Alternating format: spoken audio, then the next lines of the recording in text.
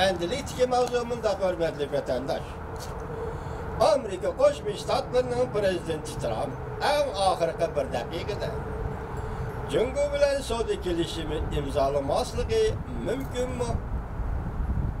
Mavzulu haber 3. ayının 6. günü Amerika Avaz'dan Xitay programı ilan kılındı haber mındak başladı. Moşu bir mavzulu haber Amerika Avaz'da 6. günü 7. günü hatta bugün mü hem ölçülmedi. Hazırlık işte almak durumu bu haber. Yani mezmununa hazır görüşle vatandaşlar. Haber mındak başladı. Washington alametler görsetti ki Amerika Cumhurbaşkanı devlet Saudi kelişimi imzalaşka yakınlap geldi. İki tarafdan hazır Moşu ayının ahırda köl boyu aram gay Mara Lago da bu kelişim imza koyuş için tayyarlık hizmetini işlemekte. Amerika Koşmuş Ştatlarının Devlet İşler Katibi Mike Pompeo haftanın 3. günü yani 5. günü mındak görsetti. Eğer bu kelişim dolup olmasa Prezident Trump kelişimge imza koymaydı. Devlet İşler Katibi Mike Pompeo haftanın 3. günü mındak görsetti. Eğer bu kelişim dolup olmasa Prezident Trump kelişimge imza koymaydı. Mütehassisler mındak hesapladı. Bundak ahvalının 101'i anca mümkün emas. Anca mümkün emas. Amerika emeldarları, Amerika Cumhurbaşkanı Saudi kelişimin imzalaşkı yakınlaştığı deyişti. Devlet İşler Katibi Mike Pompeo haftanın 1. günü Ohio ştatının muhbirliğinin ziyaretini kabul kılganda mındak görsetti.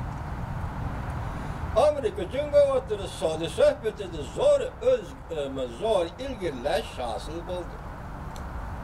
Bundan keyinki bir neçe gün yoki bir neçe hafta içinde nayt zor bir işle jakarlaymiz. Bundan keyinki bir neçe gün yoki bir neçe hafta içinde nayt zor bir işle jakarlaymiz. Aksaray'ın iqtisod maslahatchisi Xos haftanın 1. günü mındak görsetti. Prezident Trump hükümeti bilen Saudi kelişimini imzalaş ahırkı noktaya yetip geldi. Prezident Trump bilen Cumhur hükümeti Saudi kelişimi imzalaş ahırkı noktaya yetip geldi. Gerçi bu kelişimden detalları tahabbik edilmegen bolsa mı? Amerika Cumhur iki taraf kelişim imzalaş için tayyarlık kılıp oturdu. Matbuatlarının haberiga asaslanganda Prezident Trump bilen Xi Jinping'nin söhbeti 3. ayının 27. günü etrafıda ötküzüldü. Prezident Trump Cumhur bilen bir osal kelişim imzalaydı dep ensiraş Amerika'da bazı soda mütehassisleri Prezident Trump Cumhur bilen osal bir kelişim imzalaydı dep ensiraşmakta. Xuddi Amerika nurg'ulg'an Çavşan meselesi mütehassisleri Prezident Trump Kim Jong-un bilen osal bir kelişim imzalaydı dep ensiraşmakta. Amerika Şirketçiler Tadqiqat Ornining başlığı Amerika Cumhur Saudi meselesiga diqqat qilayotgan iqtisodshunos Derek Sezoris'in to'liq bilishlar turinikilik siyamizda so'zliq. Derek Sezoris ansiravatqanlarning birisidir. Böyle Xitoyda aldamchi dedi bu. Bu kishi Amerika ovoziga mundaq ko'rsatdi. Prezident Trump o'tgan yil 11 oydan boshlab Cumhur bilan kelishim imzolashga qaror qilgandan beri Prezident Trump Cumhur bilan bir osal kelishim imzolaydigan bo'ldi deb izchil ansirab keldi. Meni ansiratgan o't ustiga yog' chachqandek bir ish bu xil o'zliksiz Cumhur bilan Saudi suhbati o'tkazib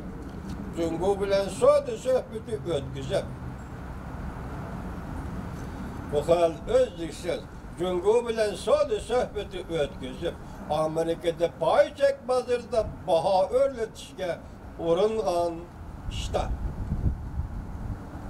Bu ish paychak bozorida baho o'rlatishga uringan shtat. payçek bazıda baha örleşti ilgili sürüş bu bizden nişanımız emesiydi. Mike Pompeo kilişim mükemmel bulması Prezident Trump imza koymaydı. Güya kişilerin en süreçlerine cevap vergendek Mike Pompeo devlet işler katibi Mike Pompeo bunda görsen. İki taraf en ahırı kilişim imzalışı mümkün. O bunda görsetti. Eğer bu kilişim mükemmel olmasa Prezident Trump söhbet ceryanını taşlap çıkıp gitti. Xuddi Vietnam xonida Çavuşan'ın başlığı Kim Jong-un bilen söhbet ötközgende söhbet zalini taşla çıkıp ketkende. Kilişim Amerika'ya faydalı buluş gerek. Eğer ondak olmaydıkken biz özlüksüz sınıf bakımız.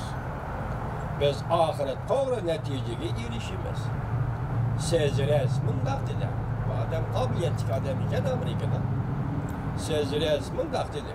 Eğer Prezident Trump hükümeti söhbeti mağlup bulacağın iş olsa, bundak ahvalda Cumhur'a takabül duruştan taktikisi bu iyice söhbet zaliden çekinip çıkıp gitildi.